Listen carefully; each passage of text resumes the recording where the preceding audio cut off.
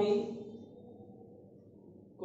विभव मापी का सिद्धांत पढ़ लिए थे, विभव मापी का बनावट देख चुके थे और उसका दो यूज के बारे में बात कर रहे थे। तो पहला यूज देख चुके थे कि दो सेल के ईएमएफ की तुलना कैसे की जाती है विभव मापी की मदद से। इसको हम लोग देख चुके थे कि दो सेल में किसका ईएमएफ ज्यादा है, कौन स्ट्रॉन्गर सेल है, कौन वीक सेल है, इसको देख चुके थे। अब इसके लिए आगे अगला यूज है इसका विभव मापी का दूसरा प्रयोग आज हम लोग देखेंगे कि विभव मापी की मदद से उसके उपयोग कर उसको यूज करके हम किस तरह से किसी सेल के आंतरिक प्रतिरोध को माप सकते हैं। सबसे पहले इसके लिए हम लोग समझेंगे कि सेल का आंतरिक प्रतिरोध क्या है या उससे संबंधित क्या क्या बात है, उसको थोड़ा सा देख लेना जरूरी है इस जगह।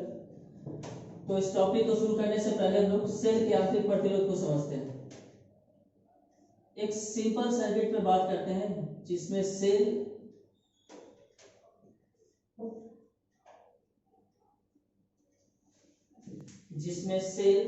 एक बाह्य प्रतिरोध से जुड़ा हुआ है और एक स्विच है। यहाँ पे जो भी सेल से बाहर से कनेक्टेड होगा, जो भी डिवाइस कनेक्टेड होगा, जो भी युक्ति लगा होगा, इसके प्रतिरोध को हम लोग बाह्य प्रतिरोध कहेंगे, एक्सटर्नल रेजिस्टेंस।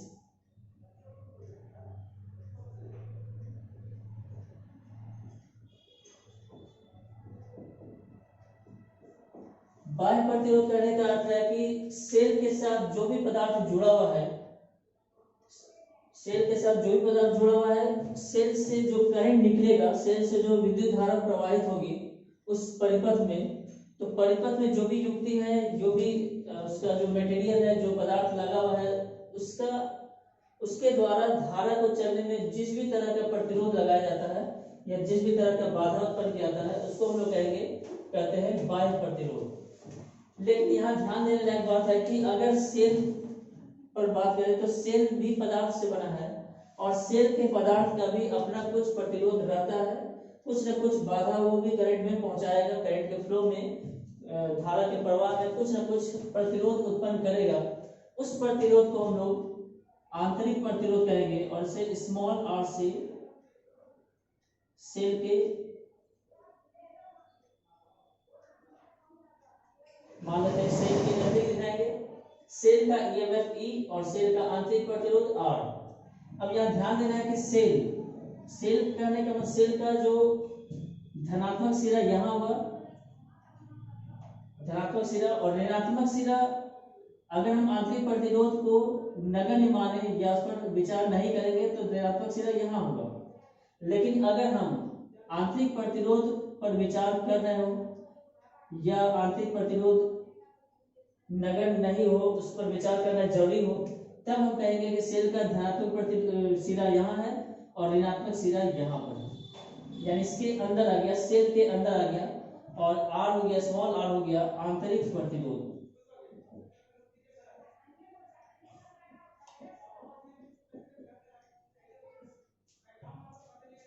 अब हम लोग बात करते हैं कि जब स्विच खुला हुआ है, स्विच ओपन है जब करंट 0 चल रहा हो परिपथ में, उस समय स्विच जब खुला है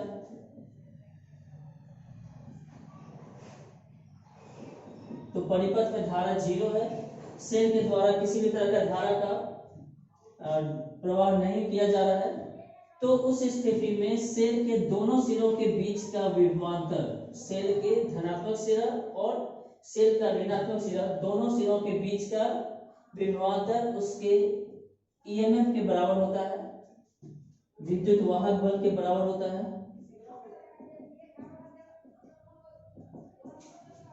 और लेकिन जब स्विच हम बंद कर दें, यानी परिपथ को कंप्लीट कर दें, परिपथ को पूरा कर दें, स्विच जब बंद हम कर देंगे तब करंट प्रवाहित होगा, करंट अब 0 नहीं रहेगा, और उस समय जो उसका सेल के दोनों सिरों के बीच का विभवांतर होगा ईएमएफ के बराबर नहीं होगा, ईएमएफ से कुछ कम होगा।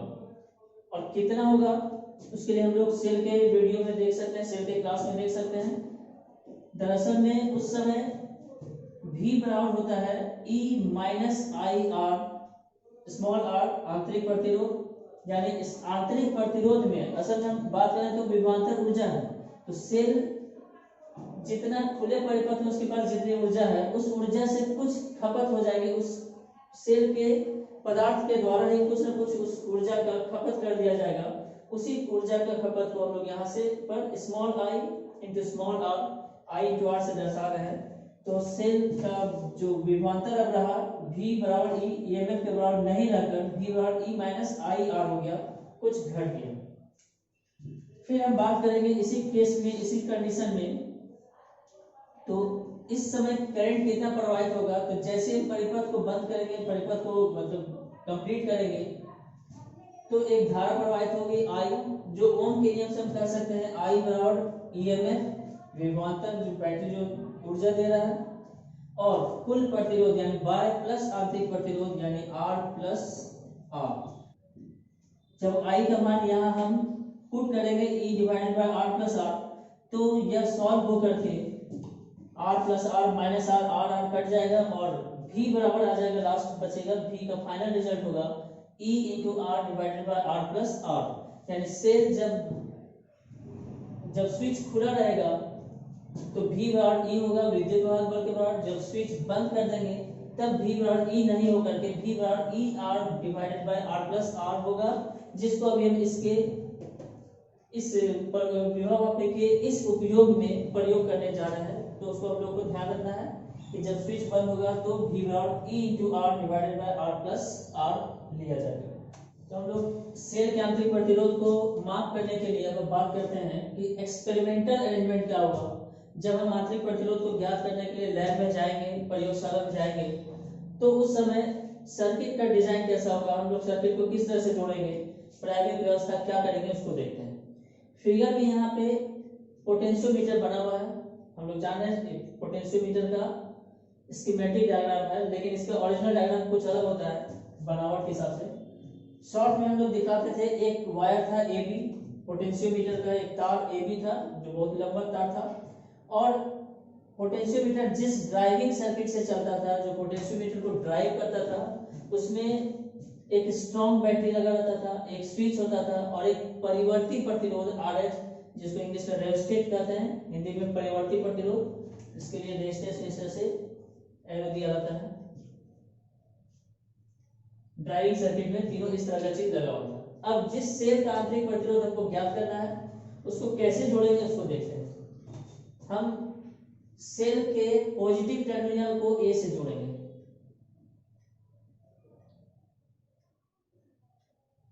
इस तरह से। जिस सेल का आंतरिक प्रतिरोध ज्ञात करना है, मान लेते हैं उस सेल का EMF E है, और चूंकि आंतरिक प्रतिरोध का EMF ज्ञात करना है तो हम आंतरिक प्रतिरोध को भी दर्शाएंगे यहाँ पे सेल के नजदीक स्मॉल r से। तो सेल का धनात्मक सिरा A से जुड़ गया, बाकी दूसरा सिरा बात करते हैं। एक और इसमें A से और सेल के अक्रॉस एक ज्ञात प्रतिरोध जिसका मान हम लोगों को ज्ञात हो, उस ज्ञात प्रतिरोध को इसके अक्रॉस, इसके समांतर कर दें या उसके साथ जोड़ दिया जाता है। लेकिन इसके लिए एक व्यवस्था रहती है, स्विच एक एक्स्ट्रा यहाँ रहेगा, इस प्रतिरोध के रास्ते में एक स्विच दिया रहता है, जिस स्विच की मदद से हम लोग प्रतिरोध को जब चाहेंगे इस सेल के परिपथ में जोड़ सकते हैं, और जब चाहे स्विच को ओपन कर दें, खुला कर देंगे, तो प्रतिरोध को इस स्विच, इस सेल के परिपथ से हटा सकते हैं। और इस तरह के व्यवस्था के बाद इस टर्मिनल को, इस सिरे को हम लोग जॉकी वायर, याद होगा जॉकी वायर जिससे हम लोग नल पॉइंट या संतुलन बिंदु ढूंढते थे, गैल्वेनोमीटर उसमें जोड़ा रहता था, उस जॉकी वायर से जोड़ देंगे। ये हो गया प्रायोगिक व्यवस्था।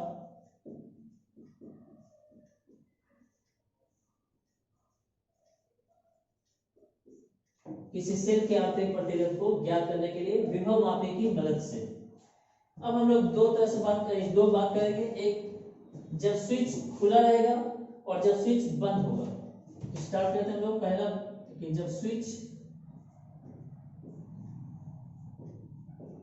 खुला है, स्विच के खुला है, स्थिति एक पर हम लोग बात करते हैं। जब स्विच के खुला रहेगा और हम लोग उस समय प्रयोग करेंगे, इस जॉकी वायर से ए से बी पर हम लोग तार को, इस जॉकी तार को मूव कराएंगे, चलाएंगे, और उस समय हम लोग उस जगह तक पर जाकर रुक जाएंगे जहां पर संतुलन बिंदु मिल जाएगा। संतुलन बिंदु कहने का मतलब N, null point. Null point कहने का मतलब जब गैल्वेनोमीटर से होकर धारा शून्य, गैल्वेनोमीटर धारा शून्य दर्शाएगा, हम लोग उस जगह रोक देंगे संतुलन बिंदु को प्राप्त करने के बाद। मान लेते हैं कि जब स्विच के खुला हुआ है, तब जो नल बिंदु, नल पॉइंट है, जो उदासीन बिंदु है, ए से L1 दूरी पर मिला है, यानी इस स्थिति में स्विच के जब खुला है तो उदासीन बिंदु की यानी नल पॉइंट की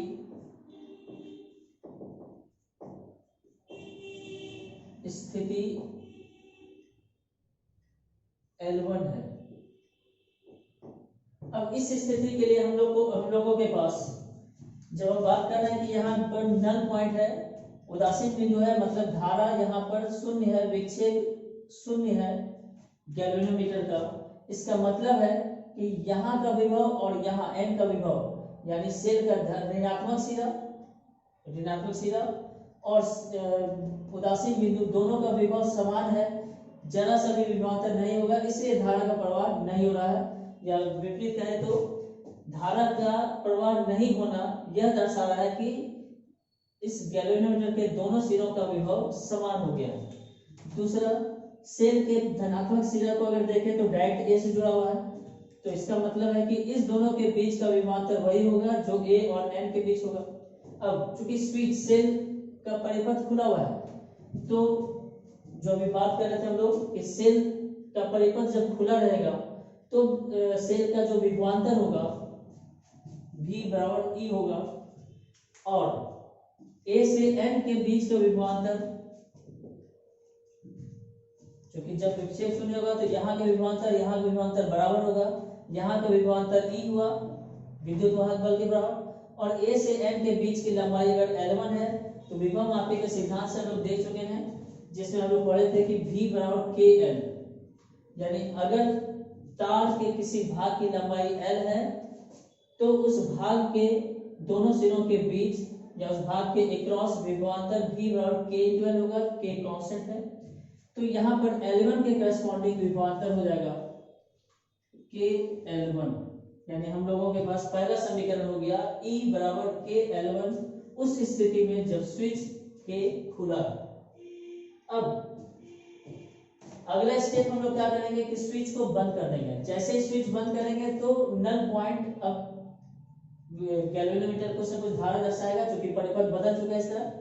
और अब हम लोग जब स्विच बंद कर देते हैं तब हम लोग एक नया नल पॉइंट मान लेते हैं कहीं और, इस तरफ या इस तरफ कहीं भी, चूंकि विभवांतर घटेगा तो स्थिति भी उदासीन बिंदु की घट जाएगी।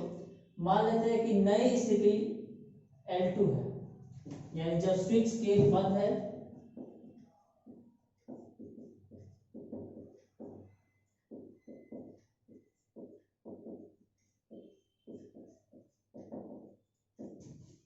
तब उदासीन बिंदु की स्थिति L2 है। तब हमारे पास समीकरण क्या होगा, क्योंकि अब जब प्रतिरोध जुड़ गया है, स्विच को जब हम बंद कर दिए हैं, सेल का परिपथ अब तैयार हो चुका है, तब सेल के दोनों सिरों के बीच का विभवांतर, जैसा कि हम लोग देख चुके थे सेल के बारे में, अब आंतरिक प्रतिरोध को हम लोग नगण्य नहीं मानेंगे बल्कि आंतरिक प्रतिरोध को शामिल करेंगे, और इस स्थिति में जो सेल के दोनों सिरों के बीच का विभवांतर होगा EMF से कुछ कम होगा, जैसा कि हम लोग देख चुके थे। और उस स्थिति में याद होना चाहिए, अभी हम लोग देखे थे कि V बराबर E into R divided bye R plus R होगा। पहले हम लोग इसको लिख दें कि इस स्थिति में विभवांतर E नहीं होकर के V होगी, और जो K L2 के बराबर होगी।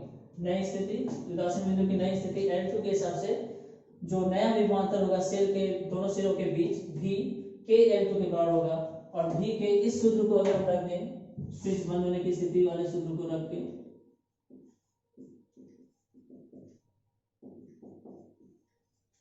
तो नया समीकरण होगा E बराबर KL1 पहला समीकरण, और दूसरे स्थिति में जब स्विच बंद है तो हमारे पास समीकरण है E into R divided bye R plus R, small r आंतरिक प्रतिरोध,